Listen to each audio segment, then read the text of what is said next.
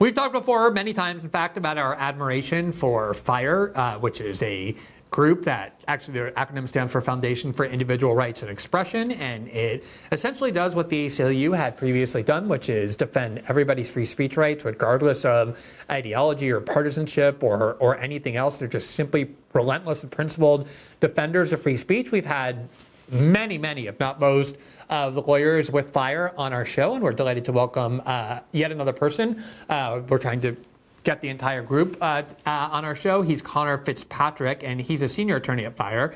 He previously practiced litigation at Miller, Canfield, Paddock, and Stone in Detroit and taught First Amendment law at the University of Detroit Mercy School of Law. He is the lead attorney in FIRE's recently announced suit against Secretary of State Marco Rubio for their immigration policies based in deporting people for their views.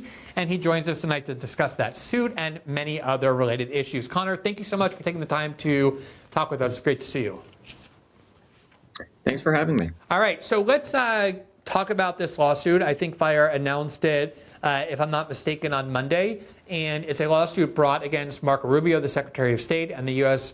Department, the U.S. State Department, as a result of these deportation policies against foreign students legally in the United States, Mahmoud Khalil being the example that we just covered, but there are a lot of other ones as well. What's the core argument of the lawsuit?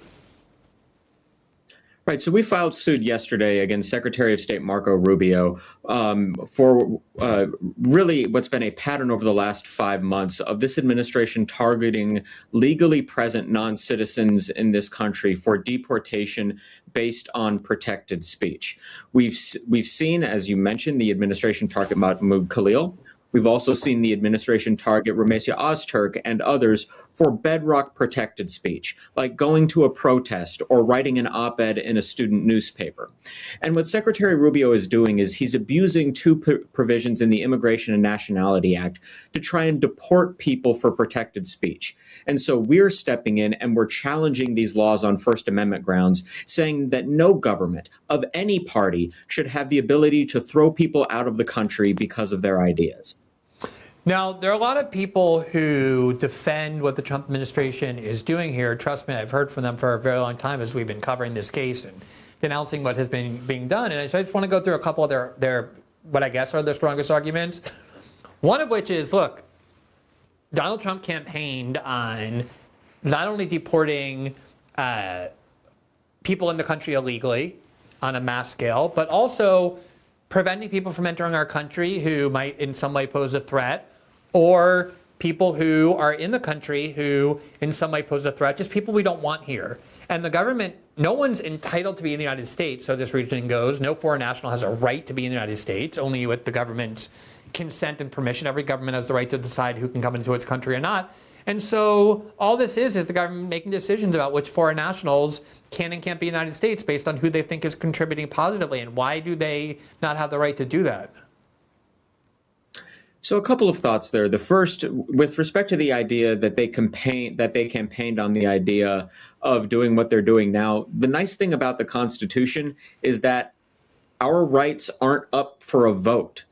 Popular ideas do not need the government's protection. The First Amendment has always been there to protect the dissenter, those who are expressing in some circles unpopular ideas. So the fact that they ran on violating constitutional rights and won does not mean that they get to violate the Constitution. It simply means that the Constitution needs to be asserted in a federal court, and that's what we're doing now.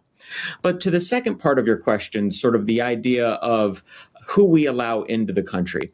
It is a true statement of the law that the political branches of government traditionally do have a little bit more discretion in deciding who to allow into the United States in the first place. However, what we know, and this is from a Supreme Court case in 1945, what we know is that once you're on our shores, once you're in the United States of America, the First Amendment protects you. And what we mean by that is that the First Amendment prohibits the government from treating you favorably or unfavorably based on whether or not they like what you have to say. I think one of the confusions that I think is understandable comes from this notion of whether the government can deny certain benefits to people. Meaning, let's say the Trump administration adopted a policy, not that it was going to deport foreign students who were critical of Israel or protested against Israel, which is the policy. But let's assume that they just said, you know what, we don't want any more foreign students in our country. We just don't think it's beneficial for our country. We think they're taking up spots that Americans should take instead. These people are learning from our universities and going back to their countries and giving them the benefits here. We just don't want foreign students, and so we're going to deny all visas, retract all visas to all foreign students, regardless of their political views on anything. Is that something the Trump administration would have the right to do? So I'll be honest, that's a little bit outside of my bailiwick as a First Amendment attorney. The hypothetical you posited to me certainly has a few things that would be concerning about free that would be concerning to free speech. The idea that we don't like that they're coming here, taking our knowledge and spreading ideas and then going back. But where the First Amendment really kicks in full force is when the government, like the government is doing now, tries to pick and choose people for favorable and unfavorable treatment based on whether the government of the day agrees with the views of the speaker. That's when fire gets involved, and that's when the First Amendment gets involved. I guess the reason I ask that is, sometimes I think, and again, this is a concept in very fundamental to First Amendment law, but that isn't immediately obvious, which is, let's take the example of, say, unemployment benefits. The government offers unemployment benefits for people who get fired, and they define how much time you get these benefits, what these benefits are. But the government could change that any time. They could pay less. They could shorten the time, or they're not even really required to give unemployment benefits. They could just say, we don't believe in unemployment benefits anymore. There's nothing in the Constitution mandating those.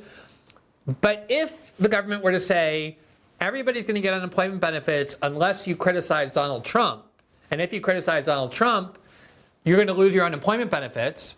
A lot of people I know will say, well, we can give unemployment benefits to anybody we want or take them away at any time. So what's wrong with saying you're not going to get unemployment benefits if you criticize Donald Trump? They're not guaranteed in the first place. Right. So the problem with that, and why the First Amendment has a very big problem with that, is it is the government differentiating between people based on whether or not the government likes what you have to say. And I'll use sort of an easy example. Think of sort of an entitlement benefit like a Social Security check. That is something that people are entitled to receive under statute. It would not be lawful for Congress to pass a law saying that those individuals who are registered Democrats are going to see a 50% cut in their Social Security check because, well, the government needs to save money. Because that is singling someone out based on their ideology, based on their voting record, and subjecting them to disfavored treatment. So at the point that the government is going to make something available to the general public, it cannot pick and choose who it provides that to on the basis of protected speech.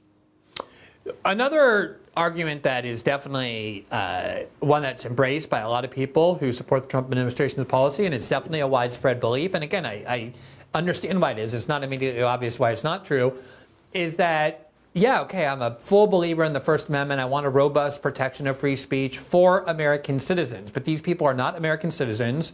They're guests in our country, and the Constitution isn't for them. Or even if it is, to some extent, not nearly as much as it applies to American citizens. What's your answer to that? The Constitution is for everyone who is on the shores of the United States of America. And I'll give you an example. Think about the Declaration of Independence. We hold these truths to be self-evident. All men are created equal, that we have inalienable rights. Among these are life, liberty, and the pursuit of happiness. The core truth of America has always been that we don't view rights as a present that we get from the government, from some benevolent king or parliament, that we have liberty because we are human beings, that is why we are inherently free. And so we know not only from the founding, from the writings of people like Thomas Jefferson and James Madison, but going to the Supreme Court decisions of the 1940s, that the protections of the First Amendment are afforded to non-citizens, because the First Amendment, first and foremost, is a shackle on the government. The First Amendment is not a grant of a right. It is a shackle on the government to abridge speech. So at any point that Congress is trying to legislate in a way that abridges speech, that interferes in the marketplace of ideas to try and push or punish one idea or another, that is what the First Amendment prevents Congress from doing. It puts up a no trespassing sign and says the marketplace of ideas is somewhere that you, Congress, and the executive branch may never trespass upon. Yeah, and I often tell conservatives who seem inclined to want to support what the Trump administration is doing on the grounds that these are just foreigners, that if you just imagine Joe Biden saying, we're going to deport anybody from our country who criticizes me or says good things about Donald Trump, I think nobody would have trouble understanding why he would be violating the First Amendment. Let me ask about another argument, which I know you're going to confront in this lawsuit, which I think the government is always making. You reference this law and this legal authority on which Marco Rubio is relying, which they interpret as conferring to the State Department the power to deport anybody who in some way is undermining or subverting or impeding U.S. foreign policy. And their argument is central to our foreign policy is that we support and fight with and arm our close ally Israel. We judge that to be in our self-interest.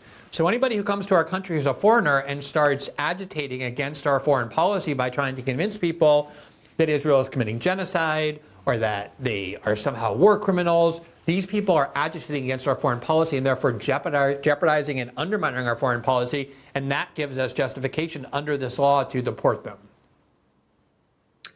So that is certainly how countries like China and Russia approach free speech. And I'll give you a direct example. If you look at Article 51 of the Chinese Constitution, it purports to grant Chinese citizens the right to free speech unless it conflicts with the interest of the state.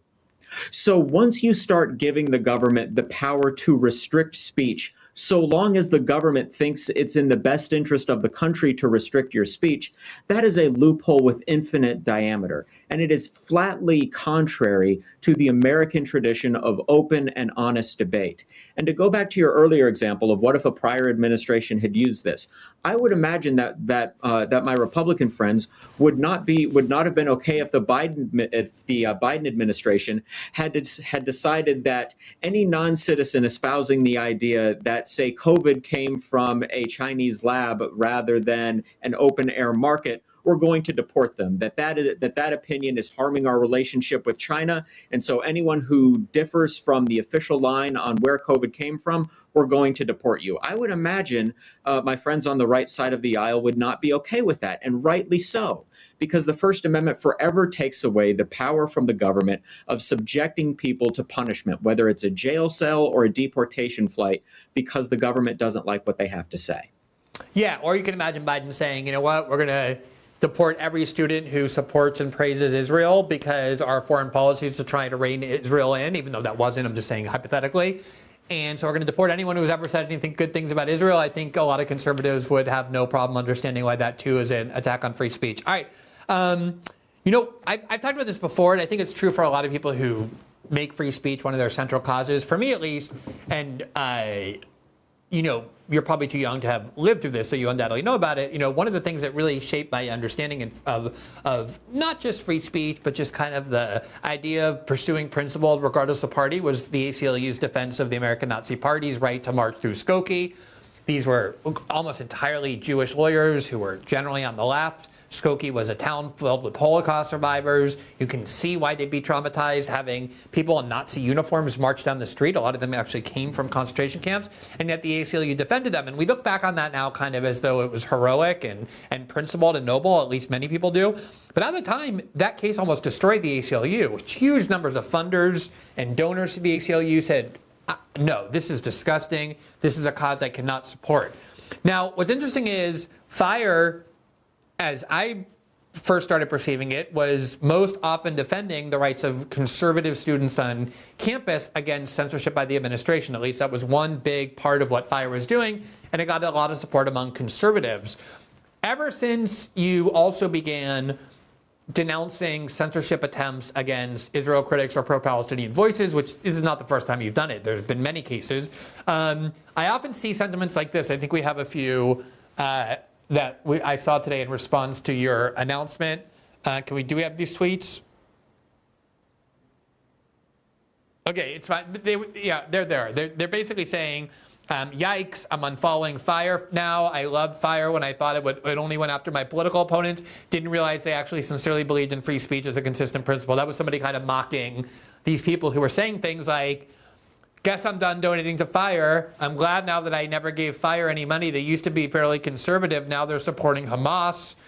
WTF, free speech for citizens only. Fire has become a waste. Fire is a joke of an organization. All tweets below your announcement about this lawsuit.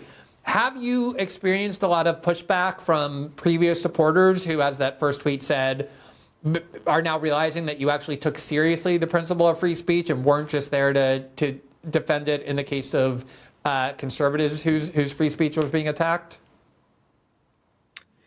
So our true supporters, the ones who support free speech, have been very much on our side. Occasionally we'll get some supporters who might have seen one case or another that we're defending possibly a view that they're a little bit more in concert with, and they think that we're an organization that just defends causes that they like.